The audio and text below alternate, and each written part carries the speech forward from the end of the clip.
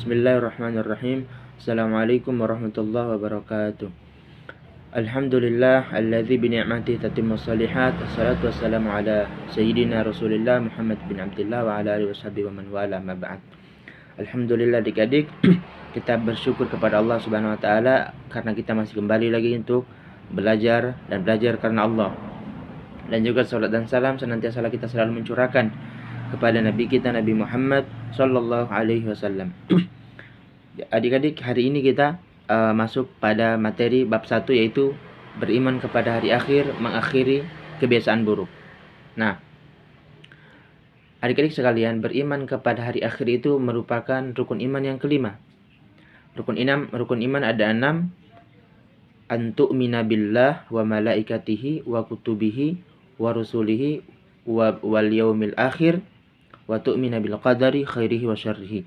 Adalah engkau beriman kepada Allah, yang pertama iman kepada Rasul Allah, yang kedua iman kepada kitab Allah, yang ketiga dan yang keempat adalah iman kepada Rasul Allah, dan yang kelima adalah iman kepada hari akhir, dan yang terakhir yang keenam adalah iman kepada takdir Allah yang baik dan yang buruk.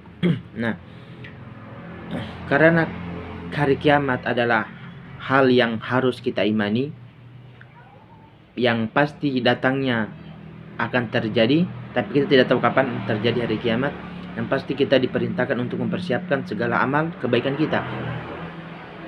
Hari kiamat adalah hari di mana segala terputuslah amal perbuatan kita. Nah, jadi pada hari kiamat nanti orang-orang akan dibangkitkan daripada kuburnya. Allah Subhanahu wa taala berfirman di dalam Al-Qur'an surah Al-Hajj ayat 7, wa anna sa'ata atiyatul la raiba fiha wa anna Allah yab'atsu man fil qubur.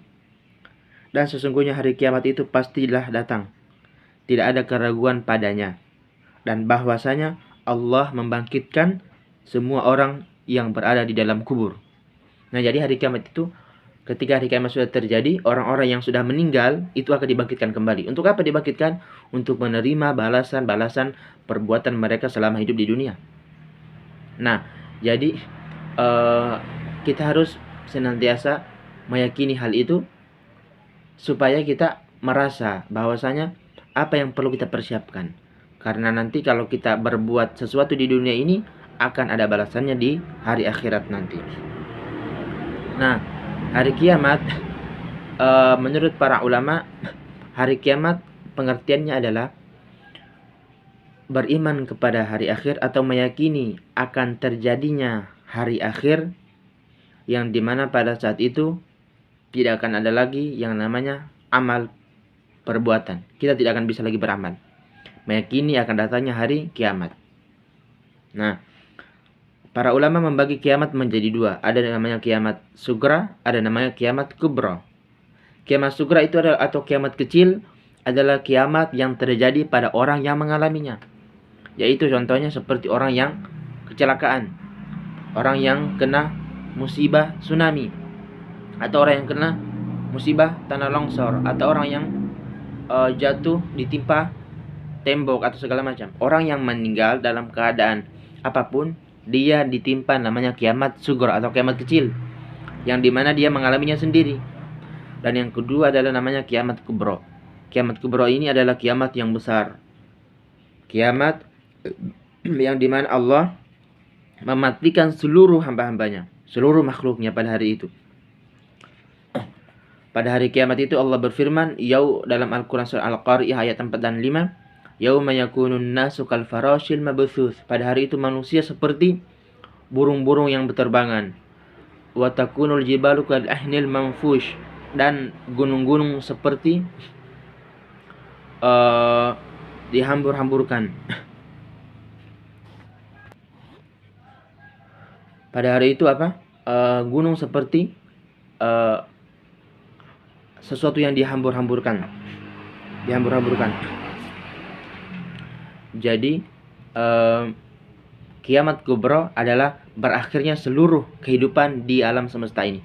Pada hari itu bumi akan berguncang, tsunami akan terjadi di mana-mana, bintang gemilang akan berjatuhan, planet-planet akan bertabrakan satu sama lain, dan juga segala gunung-gunung akan meletus, semua perkara-perkara yang mengerikan akan kita saksikan pada hari kiamat.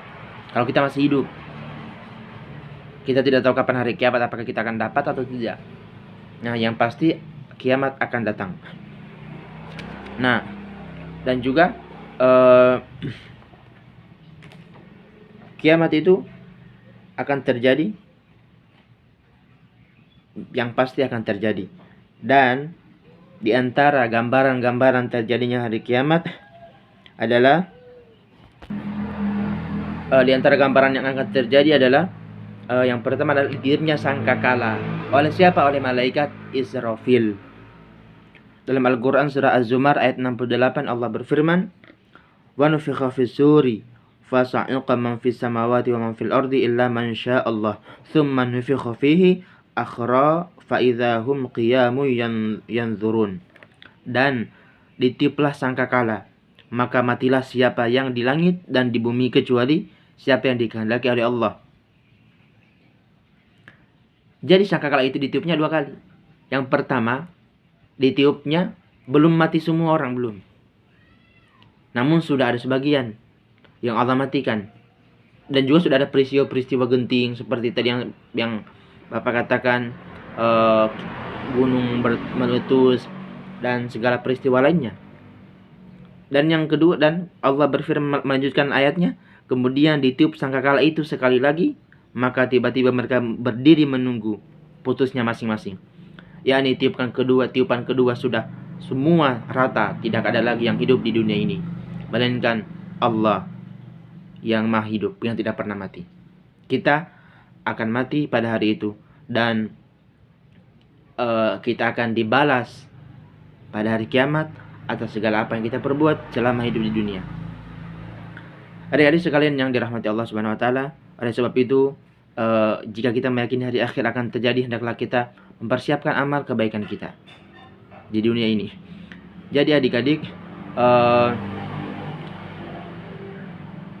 teruslah belajar agar untuk meraih kesuksesan, karena usaha yang kita lakukan akan dibalas oleh Allah Subhanahu wa taala, baik di dunia maupun di akhirat. Sebab itu hendaklah kita terus memperbaharui iman kita, memperbaharui hati kita supaya terus berada di dalam kebaikan, di dalam ketaatan kepada Allah Subhanahu wa taala, sehingga kita meninggal dunia kita termasuk orang-orang yang bahagia. Itu saja yang dapat Bapak sampaikan pada kesempatan kali ini. Akhir kata, jika ada salah maafkan, dan jika ada kelebihan dari Allah Subhanahu wa taala. Akhir kata, wabillahi taufiq wal hidayah. Assalamualaikum warahmatullahi wabarakatuh.